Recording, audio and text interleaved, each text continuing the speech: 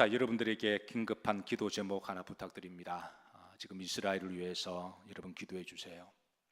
지금 이스라엘이 어제 갑자기 그 하마스라고 하는 가자 지구에 있는 무장 세력 단체들이죠. 그 팔레스타인의 무장 세력 단체가 어제 특별히 유대인들에게서는 안식일입니다. 안식일이 넘어가는 그 시간에 꺾인 쯤에 유대인의 안식일은 우리로 태양력으로 계산하면 금요일 날 오후 3시부터 시작해서 토요일 날 오후 3시까지 안식일로 지키는 날인데요.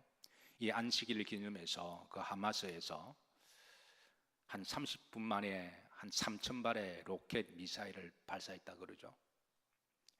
한 30분 만에 그렇게 엄청난 로켓을 발사를 했습니다. 이스라엘의 최고의 정보기관 모사드조차도 이걸 예측하지 못했다 그럽니다. 급작스럽게 미사일과 로켓이 발사가 되어서 지금 이스라엘 지역이 전역이 지금 초토화가 되고 지금 이 중동의 이 화약의 불씨가 지금 어떻게 앞으로 전개가 될지 앞으로 아무도 예측하지 못하는 일촉즉발의 위기 가운데 있습니다. 어제는 사실은 개인적으로는 희비가 엇갈리는 날이었습니다. 아침에 그 소식을 접하고 마음이 늘 무거웠습니다. 주일날 예배를 준비하면서도 늘 마음이 무거웠습니다. 시간 날 때마다 기도했고요. 근데 또 저녁에는 축구가 이겼습니까? 졌습니까? 졌으면 그래도 좀 괜찮았을 텐데 처음에 한 골 들어가서 저는 저런 줄로 알았습니다. 그래, 그동안 2년 동안 우리가 이겼으니까 한 번 지는 거는 괜찮지. 그런데 우리는 또 일본하고는 또 일단 이겨야 되잖아요. 그래서 그래, 한 번 정도 지는 거는 괜찮겠지 그렇게 생각하면서도 그래도 이기기를 바랬습니다. 보시는 분은 아시겠지만 극적으로 역전이 일어나서 우리가 2대1로 이겼습니다. 뿐만 아니라 어제는 또 여러분 배드민턴 좋아하는 분 계시나요? 또 우리나라 배드민턴 천재가 나왔다 그러죠. 안세영 씨라고 또 금메달을 땄다라고 하는 복된 소식이 있고, 야구 좋아하시나요? 야구도 이겼다고 그러죠. 어제는 참으로 기쁜 날이었는데 희비가 깔리는 날이었습니다. 그래서 어제는 기쁜 날이기도 하고 슬픈 날이기도 하고 그러나 우리가 중동 지역을 특별히 이스라엘 나라를 우리 영적으로 애착이 있는 그런 관계죠. 그리스도인들이라면 마지막 종말 시대를 그 나라를 통해서 어떤 징조들이 많이 드러날 터인데 어쨌든 한 나라가 그렇게 이제 폭탄 세례를 받는 것은 비극적인 일이고 고통스러운 일입니다. 하루빨리 이 좀 평화가 회복되도록, 예루살렘이 되도록, 평화의 도시가 회복되도록 여러분들의 긴급한 기도를 부탁을 드립니다. 자, 오늘 메시아의 혈통적 계보를, 믿음의 계보를 이어간 사람 세 사람을 소개합니다. 첫 번째는 따라서 하십니다. 아소르, 아소르란 사람. 두 번째는 사독 따라서 하실 사독. 세 번째는 라스네임이 킴씨입니다. 아킴이라고 하는 요 세 사람입니다. 이 세 사람에 대해서 간략하게 우리가 좀 살펴보고 매 시대마다 믿음의 영역을 이어갔던 우리 신앙의 선배들을 본받아서 오늘 이 시대에 나에게 주신 그 신앙의 여정을, 또 신앙의 자리와 그 사명을 잘 뒤따라가는 주님의 영적 계보를 이어가는 여러분과 저가 되기를 주의 이름으로 소망하고 기도합니다. 자, 13절을 보시면 이제 이게 아소르가 있습니다. 아소르의 이제 정조 할아버지가 누군지 한번 여러분 찾아보세요.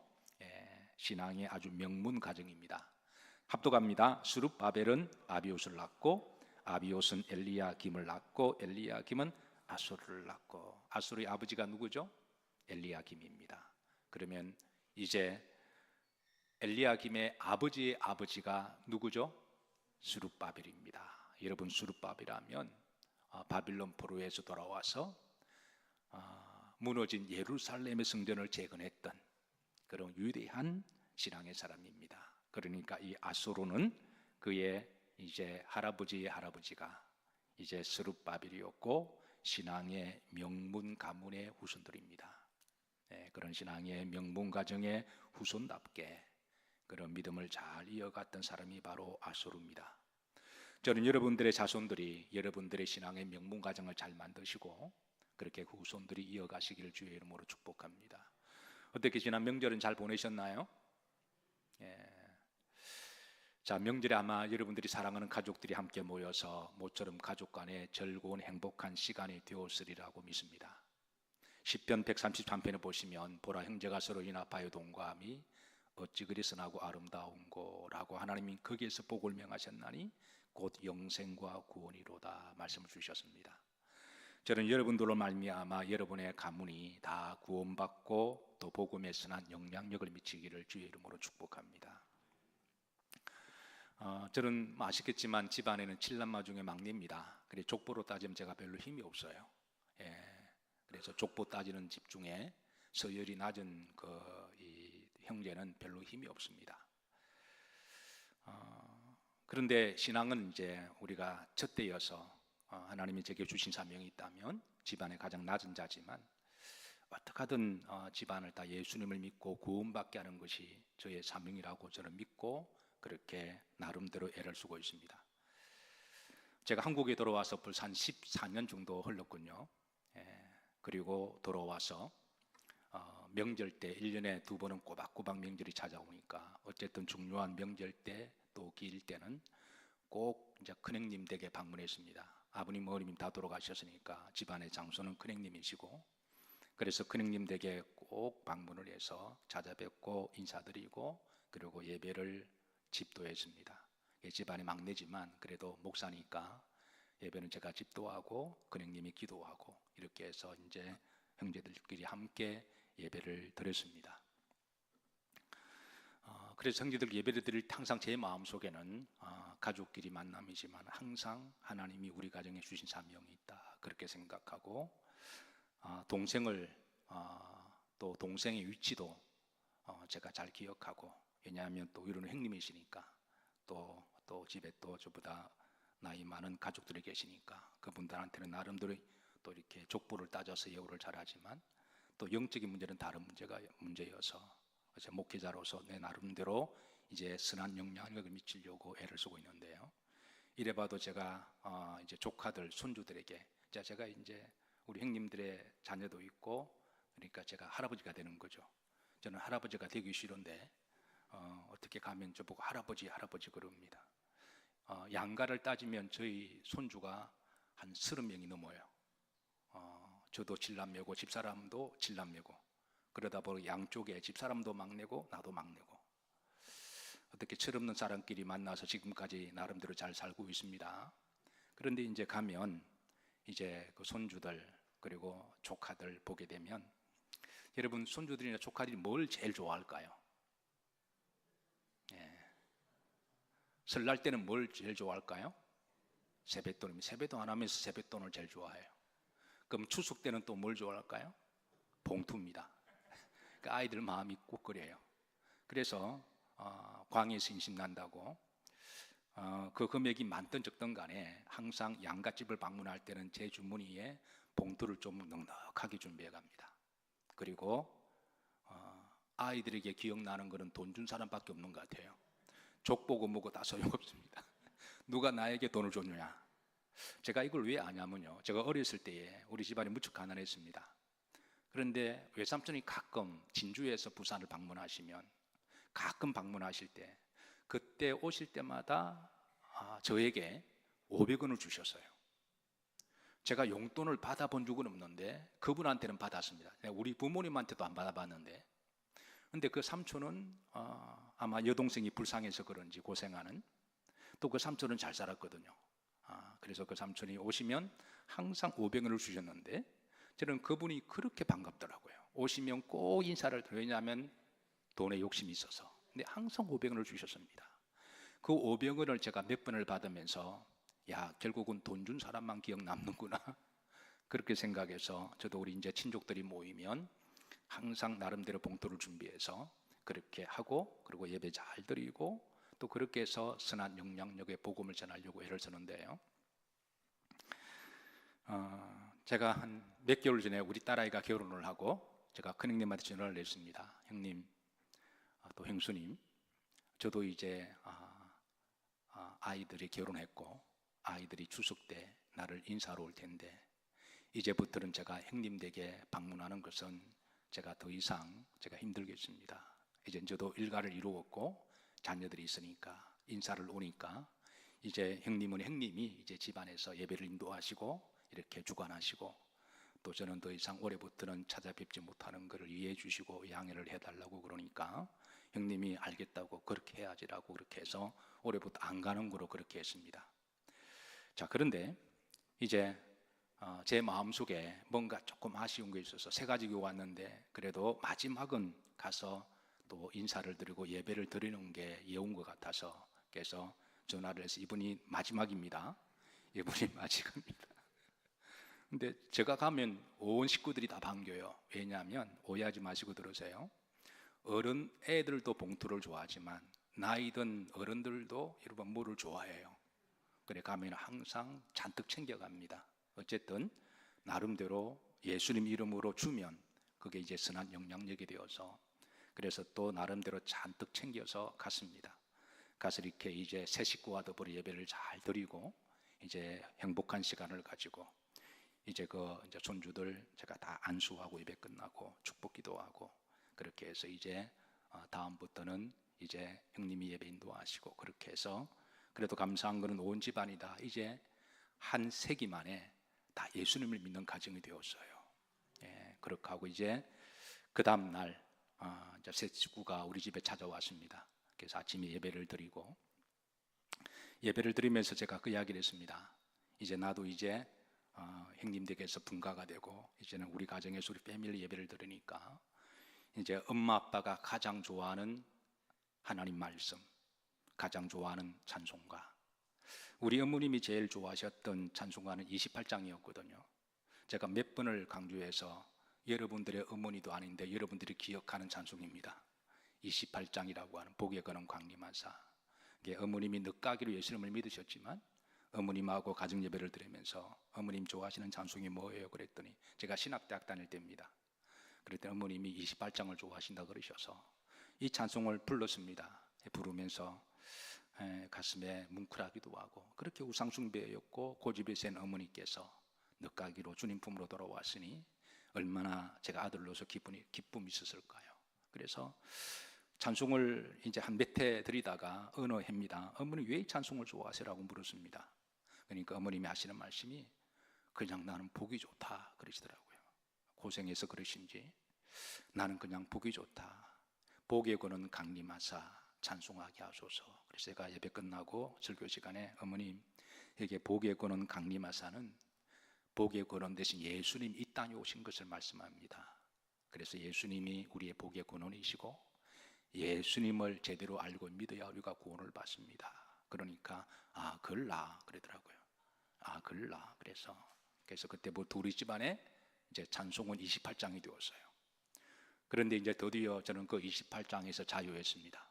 이제 나도 한 일가를 이루었으니까 이제 우리 새 식구하고 우리 큰딸아이에게 이제 엄마 아빠가 가장 좋아하는 찬송은 나는 384장 나의 갈 길 다가도록 예수님 인도하시니 내 주 안에 있는 긍휼 어찌 의심하리요. 믿음으로 사는 자 하늘 위로 받겠네.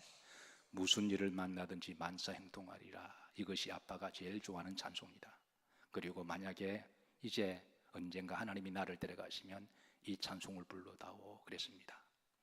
그랬더니 집사람한테 물어보니까 집사람은 410장 내 마음의 한 노래에 있어 나 즐겁게 늘 기쁘네. 제가 집사람은 늘 마음이 저보다 착하고 밝아서 아마 그 찬송을 좋아하는 것 같아요. 그래서 엄마 아빠가 제일 좋아하는 성경 말씀은 우리가 일전에 서로 나눈 적이 있거든요. 우리 두 사람 중에 누가 먼저 갈 줄은 모르겠지만 어쨌든 하나님이 우리가 하늘나라 가게 되면 그 말씀을 읽어달라고 그렇게 유로해 달라고 그랬는데 그게 시편 23편을 서로 같은 통하는 말씀이었습니다. 그래서 우리 집안에 우리 가문에 이제 찬송은 384장 할까요? 아니면 410장을 할까요? 384장이 그래도 좀 낫지 않을까? 그리고 말씀은 시편 23편입니다. 어쨌든 제가 늘 부탁하지만 여러분들이 좋아하는 찬송 그리고 여러분들이 좋아하는 말씀 이것이 저는 여러분들의 신앙의 가문의 신앙이 어떤 모터가 되기를 주의 이름으로 기도하고 축복합니다. 스룹바벨, 그가 신앙의 명문 가정에 뿌리를 내렸고 그 후손 중에 아수르라고 하는 사람, 이 사람이 영맥을 잘 이어갔던 사람입니다. 아수르가 살았던 삶의 무대는 주전 4세기경입니다. 페르시아가 세계를 통치할 때였고요. 비록 유다 지역 예루살렘에 이제 저들은 돌아가긴 했지만 여전히 제국의 식민지 영토였습니다. 당시 식민지 백성으로 살아간다고 하는 것은 어떤 삶을 그 대가를 지불해야 할지 우리도 일제 강점하에 36년을 간접적으로 우리가 들었기 때문에 어렴풋이 잘 알고 있습니다. 페르시아 제국의 식민 정책은 좀 특이한 정책이 있습니다. 소위 혼합주의 정책인데요, 싱크리티즘이라고 이야기를 하죠. 이 정책은 식민지 백성끼리 서로 섞여 살게 하는 그런 정책입니다. 서로 이 식민 백성과 저 식민 백성을 서로 좋게 말하면 융합입니다. 서로 문화와 그리고 삶을 서로 섞게 만들고, 그러면 특별히 젊은 청춘 남녀들은 서로 섞여 살다 보면 서로 결혼도 하게 되죠. 자, 그렇게 함으로 말미암아 이 식민 백성들이 한 세대 30년이 지나고 나면 서로 이제 그 민족의 정체성이 사라지고 고유한 문화나 종교나 신앙이 섞여지게 되면서 이제 결국은 민족의 독립을 상실하게 되는 이제 아주 이런 정책을 쓴 나라가 페르시아 정책입니다. 그래서 이런 세대 가운데 혼합주의적인 그런 신앙을 그렇게 조심하고 믿음을 지켰던 사람이 바로 아수르였다고 하는 사람이에요. 오늘 이 시대도 우리가 세상이 막 섞여 있는 그런 시대가 되죠. 지금 이스라엘에 갑자기 이렇게 위기가 지금 일어나고 있는데, 이스라엘의 총리가 지금 네탄야후라고 하는 사람이죠. 어떤 사람은 네탄야후에 대해서 이렇게 여러 가지 그 정책을 찬성하지 못하는 사람도 있지만, 저도 개인적으로는 좀 찬성하지 못하는 정책이 있기는 합니다만, 그러나 왜 이 사람이 그런 정책을 할 수밖에 없을까라고 이해를 하면 충분히 우리 신앙인들은 공감됩니다. 네탄야후가 이스라엘 총리가 되어서 그가 추구했던 것은 이스라엘이 지금 너무 혼합주의가 되고 세속화되어 간다고 하는 거예요. 이렇게 이 세속화된 동성연애가 여러분 제일 많은 도시가 바로 저 이스라엘이죠. 이스라엘이 요빠라고 하는, 지금 이스라엘의 거의 경제적 수도라고 하는 요빠에 해마다 제일 큰 동성연애 퍼레이드가 몰립니다. 참 이상하죠. 동성연애자들이 왜 굳이 그곳에서 제일 많은 사람들을 동원하고 제일 큰 동성연애를 그렇게 할까요? 지금 이스라엘도 심각한 세속주의가 들어가게 되어서요. 지금 이 문제가 아주 심각한데, 이런 융합주의적 정책, 세속화에 대해서 안타까움을 느낀 사람이 네탄야후라고 하는 사람이고, 이 사람은 우리가 신앙의 정통을 지키고 살아가야지 않을까 그렇게 역설을 하고 있습니다. 베냐민 네탄야후라고 하는 건, 야후는 하나님이라는 뜻이죠. 그리고 네탄은 하나님이 주셨다. 그리고 베냐민은 야곱의 12번째 아들을 이야기하죠. 하나님이 주셨던 은혜의 아들. 그래서 아마 본인의 이름에 걸맞게 그런 이스라엘이 어떻게 하든 신앙의 그런 혼합주의를 경계하고 신앙의 정통을 지키려고 애를 썼는데, 그런데 이스라엘의 많은 사람들에게 인기는 없습니다. 이스라엘 사람들은 지금 세속화 쪽으로 하자라고 강조를 하고, 네탄야후는 우리가 그러지 말자. 그래서 내분적으로 아직 분열이 많죠. 이 틈을 타서 하마스에서는 이제 어젯밤에 기습적으로 이제 한 30분 만에 3,000발을 로켓을 쌓아 올리는 지금 심각한 위기에 직면하고 있습니다. 이 어려운 시기에 이스라엘을 위해서 여러분 기도해 주시기를, 시간 나실 때마다 여러분 중보 기도해 주시기를 주의 이름으로 축복하고, 이스라엘 나라만이라도 세속화되지 아니하고 신앙으로 좀 반드시 서 있는 나라가 되었으면 좋겠다라고 그렇게 기도합니다. 아수르라는 이름의 뜻은 따라서 하십니다. 도움을 주는 사람. 아마 아수르는 마음이 따뜻했던 사람 같아요. 본인도 어렵고 힘든 그런 식민 시대에 살아가면서 어려운 사람들 보면 따뜻하게 위로하고 도와주기를 좋아했던 사람. 어려운 시기에 사실 우리 모두는 다 나름대로 애를 쓰고 힘들게 살아가고 있습니다. 여기에서 애를 쓰지 않고 힘들게 살아가지 않는 사람 누가 있을까요? 다 고생하고 다 어렵게 살아가고 있습니다. 근데 중요한 거는 때로는 우리가 다 말은 하지 않아도 다 힘들게, 다 어렵게 그렇게 헉헉거리며 살아가는데, 중요한 거는 가끔 주변 사람들이 좀 알아주고 위로해 주는 것이 그것도 큰 힘이 되고 위로가 되리라고 믿습니다.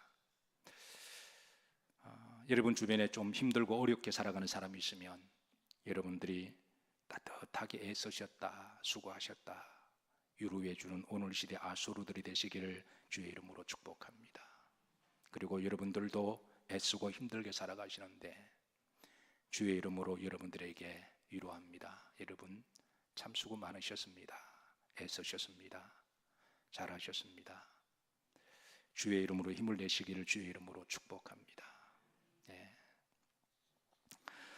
자, 35대 메시아의 혈통적 계보를 이어갔던 사람, 사독이라고 하는 사람입니다. 이 사람은 공의로운 믿음이라고 하는 뜻을 가지고 있는데요. 14절입니다.